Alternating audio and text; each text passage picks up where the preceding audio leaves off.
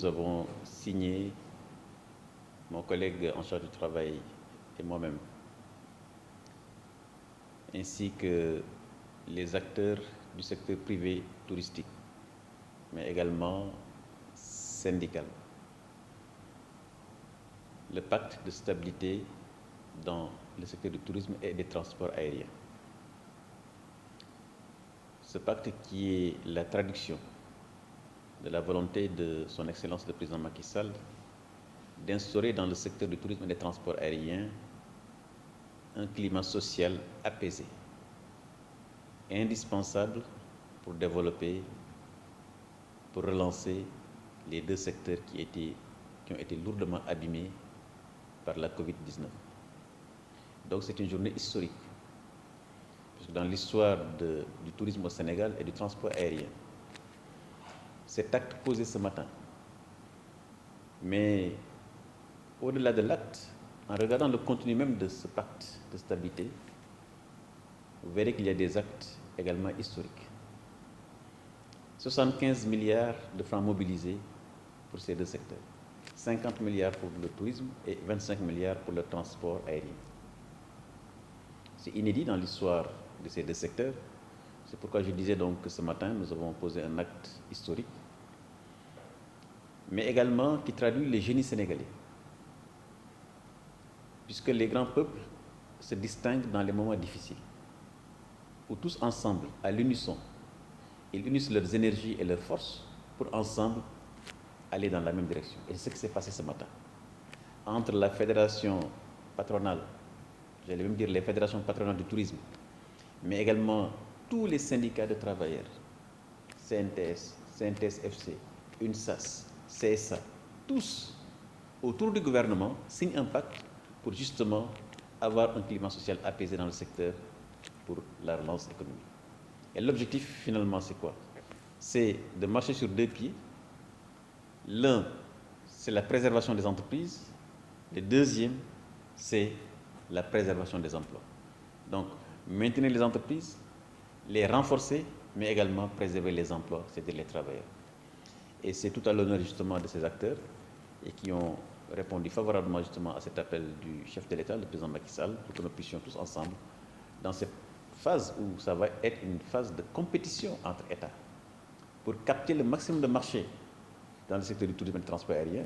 Évidemment, ce sont les pays qui feront bloc, qui feront peuple ensemble, qui pourront gagner devant le concurrent, mais pas divisés. Et c'est la raison pour laquelle l'appel que j'ai lancé ce matin, et je profite de votre occasion pour le lancer encore à tous les acteurs du secteur du tourisme et des transports aériens, c'est de rester mobilisés, qu'ensemble on va traverser la crise, mais isolés, on ne peut pas y arriver. Et je pense que ça a été bien entendu et j'encourage encore une fois tous les acteurs dans cette direction.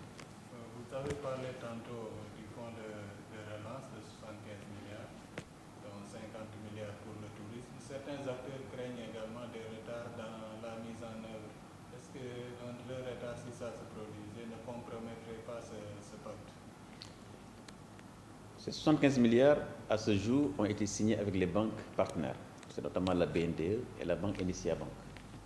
Et le comité de gestion du crédit hôtelier s'est déjà réuni d'ailleurs pour justement lancer les premiers. Aujourd'hui, ils sont à 240 dossiers qui ont été reçus par le comité de gestion.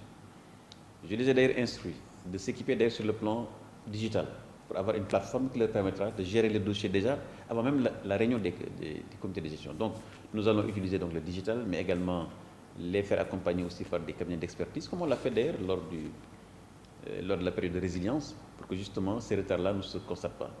Rappelez-vous quand même que pendant la période de résilience, c'est 82 milliards qui ont été injectés dans le secteur, donc 15 milliards pour le crédit hôtelier, 5 milliards pour le transport aérien et 45 milliards pour Air Sénégal. Mais ces 82 milliards ont été injectés dans l'économie, consommés par tous les acteurs dans l'espace de 3 mois. Donc c'est une performance que ce comité avait fait pendant la période de résilience. Et je les ai demandé ce matin d'ailleurs lors de la réunion de coordination que les mêmes diligences soient opérées pour la mise en œuvre effective de ces 75 milliards consacrés en très grande partie à l'investissement dans le secteur touristique et hôtelier.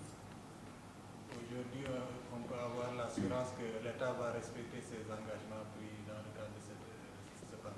Oui, vous savez, concernant la partie financement, l'État naturellement déjà le fait avec des banques, donc les banques ont déjà signé, donc l'argent est dans les banques. Donc aujourd'hui, à ce jour, les fonds sont disponibles.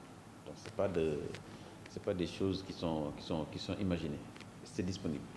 Naturellement, l'État également sera là à travers donc les services de l'État, notamment l'inspection du travail, mais c'est également le ministère de l'économie et des finances qui va les accompagner aussi dans les moratoires sur le plan fiscal. Donc toutes ces questions-là, naturellement, l'État est à leur côté. Vous savez que l'État a déjà fait deux années d'amnistie fiscale au secteur du tourisme. Donc nous allons également travailler avec notre collègue des finances pour que ça soit fait également dans le secteur du transport aérien, ceux qui sont vraiment impactés. Donc c'est pour vous dire que l'État a toujours été là avant, l'État est là pendant, et l'État sera également là après. Puisque l'État a soutenu donc justement le secteur du tourisme transport aérien, je l'ai rappelé tout à l'heure, 82 milliards, Air Sénégal c'est 45 milliards. Donc c'est pour vous dire simplement que nous sommes dans une dynamique d'accompagner ce secteur-là qui a été lourdement touché, évidemment. Justement, on a vu qu'Air Sénégal avait pris un bel élan, mais avec la pandémie, cet élan a été presque freiné. Aujourd'hui, quelle est la situation de la compagnie nationale et qu'est-ce qui sera concrètement fait pour le relancer? Oui, la situation, la compagnie nationale se relance progressivement. Vous savez qu'au niveau mondial, nous avons eu des baisses d'activité dans le transport aérien de près de 60, parfois même à 80% dans certains pays, dans certaines zones. Mais le Sénégal a eu un impact autour de 25%. Donc cela veut dire simplement que l'impact a été moins fort au niveau de Air Sénégal que dans d'autres économies et dans d'autres compagnies. Mais évidemment, quand on ferme les frontières, quand les aéroports sont fermés, naturellement, il n'y a pas de transport aérien. Donc Air Sénégal a été impacté. C'est la raison pour laquelle, sur l'instruction du chef de l'État, le président Macky Sall, nous avons donné instruction à Air Sénégal de remettre en place un plan d'affaires qui tient compte justement de l'impact du Covid. Ce plan d'affaires a été validé par le conseil d'administration de Air Sénégal, suite à la validation par le gouvernement en conseil des ministres. Et donc Air Sénégal est en train aujourd'hui de dérouler ce plan qui tient compte justement de cet impact du Covid. D'abord en réduisant fortement les charges liées à la flotte, ça veut dire simplement que certains investissements qui étaient prévus avant la Covid sont reportés, mais aussi c'est en ouvrant également des lignes beaucoup plus performantes. C'est comme l'Afrique centrale. Aujourd'hui, Air Sénégal va donc à Libreville, à Douala, au Bénin, et donc tous ces pays, toutes ces lignes-là sont des nouvelles lignes justement pour tenir compte de l'impact du Covid.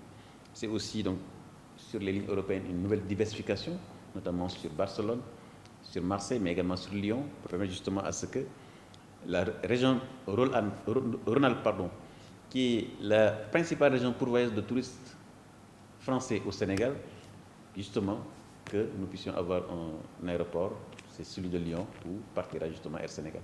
Donc, pour dire simplement que sur les routes, sur les charges, sur les investissements, sur la flotte, sur l'ensemble de ces éléments-là, Air Sénégal naturellement a adapté son plan d'affaires pour tenir compte justement des impacts de la Covid-19.